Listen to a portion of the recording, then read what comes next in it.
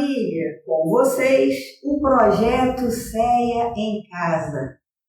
Campanha de máscaras de adulto, de criança. Estamos continuamos a receber doações de máscaras durante a nossa pandemia, né? Então, se você puder colaborar, entregue no DIS, máscaras de adulto, máscaras de criança. Estamos doando para as pessoas que necessitam. Contamos com vocês.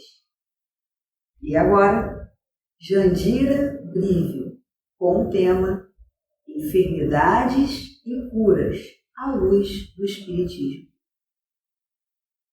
Olá, amigos. Sejam bem-vindos a mais um estudo da nossa casa, do Centro Espírita Unidade e Amor. Vamos hoje falar sobre enfermidades e curas na luz da visão espírita. Tem uma frase de Emmanuel que ele diz assim: lembremos de que, por vezes, perdemos a casa terrestre a fim de aprendermos o caminho da casa celeste. Há épocas em que as feridas do corpo são chamadas a curar as chagas da alma, e situações em que a paralisia ensina a preciosidade do movimento. Essa frase de Emmanuel, que dá início ao nosso estudo, vai falar justamente por que nós adoecemos. Dentro da parte filosófica da doutrina espírita, a filosofia pergunta: por que estamos aqui? Mas também, por que adoecemos? Porque uns estão em estado de doenças gravíssimas, desde a tenridade, às vezes ainda no período de gestação, a criança já vem com problemas grandiosos, crianças que têm problemas oncológicos, crianças de todos os níveis. Por quê? Porque Deus permite que haja tantas doenças que perambulam pelo mundo. Por quê? Vivemos um momento atual em que uma doença agraça o mundo. Por que isso acontece? Porque há enfermidade. A doutrina espírita veio justamente nos aclarar e fornecer para nós dizer o porquê. Porque nós, seres humanos, precisamos saber. Quem de vocês, nós, não nos perguntamos o porquê? A curiosidade move o mundo, essa é a grande realidade. Então, a doutrina espírita veio justamente nos responder e aclarar. Vamos então essa questão muito séria que está no Evangelho segundo o Espiritismo, no capítulo 3, no item 9. Olha que muito interessante, falando um livro do século XIX, falando sobre as doenças. As doenças fazem parte das provas e das vicissitudes da vida terrestre. São inerentes à grosseria da nossa natureza material e à inferioridade do mundo que habitamos. As paixões e os excessos de toda ordem semeiam em nós germes malsãos, às vezes hereditários. Nos mundos mais adiantados, física ou moralmente, o organismo humano, mais depurado e menos material, não está sujeito às mesmas enfermidades e o corpo não é minado surdamente pelo corrosivo das paixões. Só nesse trecho, nesse parágrafo, nós conseguimos entender por que acontecem as enfermidades. Nós estamos sujeitos às nossas paixões. As paixões que fazem que nós quebremos as regras, as leis divinas. Porque o excesso, a enfermidade, ela vem justamente para ser aquele anteparo para que não cometemos excessos de nós. Temos que ter isso e não somente. Então, continuando no Evangelho, agora no capítulo 5, na página 430, no item 5. Então, vamos lá. Temos assim de nos resignar às consequências do meio onde nos coloca a nossa inferioridade. Até que mereçamos passar ao outro. Isso, no entanto, não é de modo a impedir que, esperando tal se dê, façamos o que de nos depende para melhorar nossas condições atuais. Desculpe, é no capítulo 28 do Evangelho. O que quer dizer, o que eles quis dizer com essas duas frases? Justamente que nós podemos sim. Estamos enfermos? Estamos, mas não é por isso que nós não vamos ao médico. Estamos enfermos, doentes, que não vamos ao psiquiatra, ao psicólogo. Precisamos nos tratar, porque Deus nos forneceu também, né, a medicina da alma, a medicina do corpo, para que cada um de nós possa se recuperar. Deus é sábio e justo. Então, procuremos também esse tratamento, né? Se, porém, malgrado nossos esforços, não o conseguimos, o Espiritismo nos ensina a suportar com resignação os nossos passageiros males, né? Então, se por malgrado nós nos tratarmos, formos ao médico, fazemos todos os exames, tomamos todos os medicamentos e a nossa saúde ela não volta, não há cura da nossa enfermidade e a gente fica ainda doente ou parcialmente doente, temos que suportar resignadamente e não maldizer. Porque a maioria de nós machucou o dedinho, um dedão, a gente já fala mal de quem? De Deus. E não é isso. Temos que nos resignar. Quem foi que provocou a topada? Foi Deus ou foi nós? Foi nós. Se quebrou o dedo, Deus é culpado porque nós quebramos o dedo? Ou somos nós mesmos que numa agitação, falando coisas que não devemos, falando palavras que não devemos, demos uma topada e quebramos o dedo? Temos que repensar as nossas ações. É isso que nos coloca.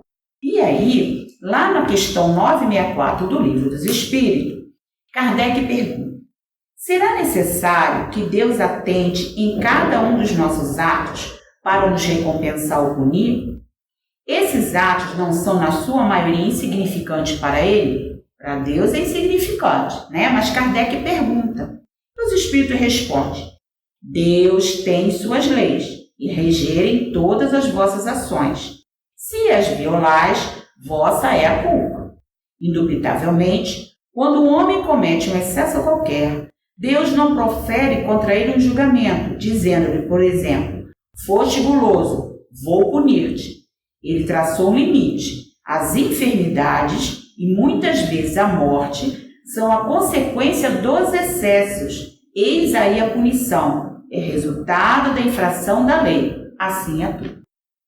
Então, quando nós infringimos as leis divinas, que são imutáveis, não é como é a lei do homem que vive mudando a toda hora, quando nós a infringimos, eis aí essa chamada, não é punição, mas um limite para os nossos excessos, né? Então, esse limite é dado através da enfermidade. Existe, né, tem uma pergunta muito interessante, né? Porque o curar, né, e o cuidar tem o mesmo exemplo, mesmo inicial etimológico, quer dizer cuidado. O curar quer dizer também como é cuidado. E nós temos cuidado com a nossa saúde física? Essa é a grande pergunta, né? Por quê? Inconscientemente, né, as nossas doenças, né, muitas vezes estão ligadas a atitudes o quê? Emocionais. A gente lembra, né, que internacionalmente já é colocado doenças psicossomáticas e que muitas doenças os são. Tem um exemplo muito interessante que vem dos Estados Unidos. Um grupo foi tratado com placebo e o outro grupo foi tratado da mesma doença com medicamento. E observou que os dois grupos tinham, né, a reação do corpo era a mesma, tanto do placebo como da medicação. Um paciente que tomava placebo, ele foi investigar a origem do remédio e descobriu que o remédio era um placebo. E ele voltou lá na clínica onde ele estava fazendo o tratamento e perguntaram a ele assim. Ele virou assim: olha, esse remédio é um placebo. E ele foi conversando e tudo, passou um tempo, O médico, não, é que esse lote estava comprometido, nós vamos te dar outra medicação, você vai ficar bem. A doença, conforme ele dizendo que o remédio era placebo, a doença voltou, a enfermidade voltou. Quando o médico disse para ele que na realidade aquele lote não estava bom, que ia ele dar a ele remédio de outro lote, ele começou a tomar, adivinha? A enfermidade regrediu. Né? E ele desencarnou de outra doença. Quer dizer, ele estava tomando o quê? Placebo. Então isso é muito interessante para nós entender como funciona a nossa mente sobre o nosso corpo físico, né? Então, muitas vezes, né, procuramos atender de maneira saudável. Então, vamos entender o seguinte. Por exemplo, você está odiando o seu emprego, seu casamento, ou esteja procurando a atenção de alguém, né? Aí você encontra o quê? A doença para a enfermidade para poder que isso aconteça. Né? Então, olha só, a questão é física? Mas a origem é emocional. Então, há meios menos dolorosos para você resolver essas questões emocionais para que a cura, a enfermidade não exista mais. Então, temos que pensar sobre isso. A doutrina, né, nos faz refletir sobre isso, né? Então, a doença, ali não vai ter mais razão de existir, porque houve uma cura emocional, né? Porque as células do nosso organismo, elas se alimentam de quê? Do teor do nosso pensamento. Se eu ficar dizendo para mim, eu estou doente, o que vai acontecer? Eu estou mandando mensagens para as minhas células de que eu estou doente e vou ficar doente. Então temos que pensar que teor de pensamentos eu tenho. Eu tenho um pensamento de raiva, de rancor, eu tenho um pensamento, né, que é desejando mal para as pessoas, para o país, para o presidente, para o que for. Se eu faço isso, eu tenho que mudar as ondas mentais. André Luiz, no livro Mecanismo da Mediunidade, fala sobre as ondas mentais. É como ondas de rádio, que são invisíveis aos olhos, mas que podem atingir não só a pessoa que está nesse desejo, como também pode atingir os que estão longe. Uma pesquisa muito interessante foi feita no Japão, e esse físico fez uma experiência com moléculas de água. Olha só que interessante, né? Isso vocês podem procurar, que é muito interessante. Ele pegou água em lugares diferentes, numa sala e na outra, e numa sala tinha pessoas assim, alegres, felizes, cantando. E na outra sala tinha pessoas dizendo palavras que não eram condizentes, desejando ódio, raiva. Essas duas águas foram olhadas através de microscópio. Aquele que as pessoas estavam alegres, felizes, a água ali, as moléculas de água se transformaram em cristais. E aonde, no ambiente em que as pessoas estavam dizendo palavras não adequadas, se tornou quase um lodo. As moléculas estavam escurecidas. Olha só a influência do nosso pensamento. Se nós pensarmos, né, que praticamente o nosso corpo é feito de água, imagina esse pensamento no nosso corpo. O que nós estamos transformando as nossas células. Porque nossas células, todas elas têm água.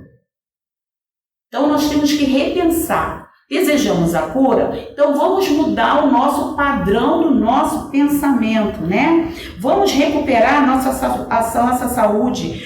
Vamos regenerar. Eu posso, através do meu pensamento, regenerar os meus órgãos. Porque todos eles são moléculas. São células que são formadas de moléculas. E eu posso sim, através do quê? De um pensamento de amor, de gratidão. Isso também já foi pesquisado, é muito interessante, que a gratidão é uma das maiores e eficientes terapias que existem. Inclusive tem um livro da Joana de Anjos chamado justamente Gratidão. Olha que interessante. Como é que é a terapia da gratidão? Eu ser agradecido. Eu agradecer a Deus, eu agradecer a vida. Agradecer, por exemplo, a este momento em que nós estamos aqui juntos. Agradecer. A gratidão é a maior terapia que existe, porque a gratidão ela move o mundo. temos que ser grato a tudo, grato à vida. Então, vamos ser sempre gratos. Por quê? Porque nós podemos combater a invasão microbiana, como André Luiz, no livro Evolução em Dois Mundos, fala a todos nós. E como é que acontece essa invasão microbiana? É justamente quando não é ausência, da higiene comum, são as depressões criadas por nós mesmos, diz André Luiz, nos domínios do abuso de nossas forças, seja adulterando as trocas vitais do código orgânico pela rendição ao desequilíbrio. Então, vamos nos ficar equilibrados para que não ocorra essa invasão microbiana, Então, na evolução em dois mundos. Tem uma entrevista muito interessante da década de 60, que eu vou ler para vocês, que eu achei maravilhosa, para encerrar o nosso estudo e para nós refletirmos. É uma entrevista do Elias Barbosa, que está no livro No Mundo de Chico Xavier, e na década de 60 ele faz uma entrevista com o próprio Chico. Então vamos lá à entrevista, muito interessante. Elias Barbosa pergunta ao Chico: Chico, entendemos que o nosso diálogo está longo, mas pode nos dizer-nos o que pensa Emmanuel quanto ao problema de doenças e obsessões? Emmanuel responde: muitas vezes, adverte-nos que doenças e obsessões são testes que nos põem à prova a capacidade de resistência moral, ensinando-nos a valorizar a saúde do corpo e o equilíbrio.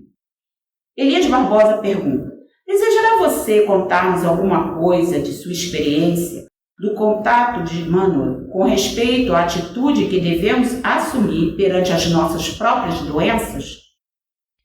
Chico Xavier responde: nosso amigo espiritual é de opinião que precisamos guardar calma e paciência perante qualquer enfermidade de que estejamos acometidos, procurando ao mesmo tempo atenuá-las ou afastá-la por tratamento adequado. A esse respeito, narrarei um dos primeiros diálogos que tive com ele, Emmanuel, em 1931. Achava-me sob domínio da doença complexa que trago até hoje em meu olho esquerdo, quando o nosso mentor espiritual me apareceu pela primeira vez. Depois de ouvi-lo em diversas reuniões sobre o plano de trabalho que ele nos trazia, certa noite, em dezembro de 1931, roguei a ele orientação para o meu caso. Estava sofrendo muito e queria curar-me. Emmanuel responde a Chico: tenha serenidade, falou ele. Você está sob o cuidado de benfeitores espirituais, dedicados, e sob assistência de médicos atenciosos e amigos. Chico pergunta: então devo prosseguir sob a orientação da medicina? Emmanuel responde: sim, como não? A medicina está no mundo em nome da divina providência. Chico pergunta: quer dizer que preciso tratar-me? Emmanuel: com o máximo cuidado. O corpo é comparável à enxada e o espírito reencarnado lembra o lavrador. Todo zelo do lavrador é necessário para conservar a enxada em condições de trabalhar com acerto e segurança. Chico pergunta: o senhor quer dizer que, embora eu seja médium e veja o senhor ao meu lado com tanta bondade e cultura, não posso esperar a intervenção do plano espiritual em meu benefício para curar-me? Emmanuel: por que você receberia privilégio por ser médium? A intervenção do plano espiritual está operando em seu favor, sustentando as suas forças através do magnetismo curativo e secundando a ação dos oculistas que nos amparam. A condição de médium não exonera você da necessidade de lutar e sofrer em seu próprio benefício, como acontece às outras criaturas que estão no plano físico. Chico pergunta: o senhor tem dito que pretende escrever por meu intermédio, que, se Deus permitir, fará livros. Mas o senhor acredita que posso desempenhar a tarefa mediúnica assim, doente dos olhos como estou? Emmanuel responde: sem dúvida alguma. Se formos esperar pela saúde perfeita a fim de trabalhar, quando aprenderemos a cumprir os nossos deveres? Se você estivesse na Terra com todas as facilidades em mão, em estado de evolução deficitária em que ainda nos achamos, talvez que as dificuldades no serviço espiritual para você fossem maiores. Então, como é que o senhor considera, perguntou Chico, a doença dos olhos em meu caso quando tanto preciso de me esforçar para a tarefa início? Observamos a sua enfermidade como sendo um abençoado apoio que o Senhor concedeu caridosamente a você para que venhamos a caminhar com menos riscos e perigos com a sua atual romagem na terra. Confie no Senhor. Ao ouvir essas palavras, indaguei alegremente: então Jesus vai curar-me? Emmanuel, então, me fitou com bondade e mandou que eu abrisse o Evangelho segundo o Espiritismo, no capítulo 6, intitulado Cristo Consolador, e recomendou que eu começasse a leitura do texto. Então comecei a ler em voz alta as palavras do Cristo: vinde a mim, todos vós que estáis aflitos e sobrecarregados, eu vos aliviarei. Quando eu te diri a palavra aliviarei, nosso amigo espiritual sustou a leitura e disse-me: compreendeu bem? Jesus não nos promete curar-nos, isto é, retirar-me da bênção das obrigações que nos cabe cumprir perante as leis de Deus, mas sim promete aliviar-nos e auxiliar-nos. Confiemos no Mestre Divino e trabalhamos. Chico Xavier diz: entendi a lição que não era dada, resignei. Hoje, depois de transcorrido 36 anos sobre este diálogo, agradeço ao Senhor a bendita doença que carrego nos olhos, sempre tratada por médicos amigos e por amigos espirituais, pois ela tem sido, em todo esse tempo, um agente providencial, induzindo-me à reflexão e ensinando-me a respeitar o sofrimento dos outros. Refletimos e pensamos: será que a nossa enfermidade não é para nós refletirmos? E a cura não é só um alívio para que possamos a suportá-la? Olhemos, reflitamos e confiemos no Senhor, porque Ele sabe de todas as coisas e de todas as nossas necessidades. Que assim seja.